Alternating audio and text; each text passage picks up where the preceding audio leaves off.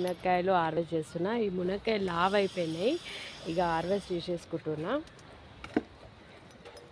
రెండే ఉన్నాయండి, అన్నీ తెంపంగా ఈ రెండు మిగిలినాయి. ఇదిగో బాగున్నాయి, లేతగా ఉంటాయి.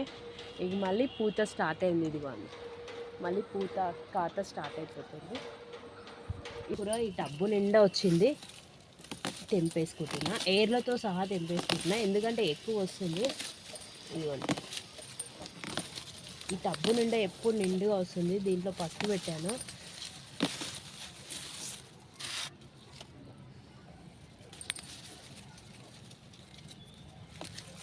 ఇది ఎప్పుడు ఈ టబ్బు పచ్చి ఉంటుంది, ఎందుకంటే పసుపుకు ఎప్పుడు వాటర్ వేయాలి కాబట్టి కొంచెమన్నా పచ్చి ఉండేటట్టు చూసుకుంటా. అందుకని దీనికి కూడా పొనగంటి కూర కూడా పచ్చిగా ఉండాలి కాబట్టి ఈ టబ్బు నిండా మాత్రం ఎప్పుడు పొనగంటి కూర వస్తుందండి.